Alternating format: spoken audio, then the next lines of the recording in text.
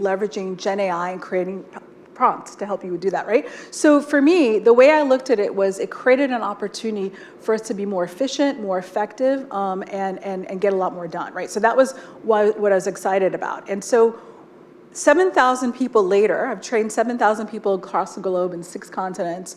What I found is that, you know, if you can get people to get over the fear, if you can get people to understand that it doesn't have to replace them, it actually can even make them better.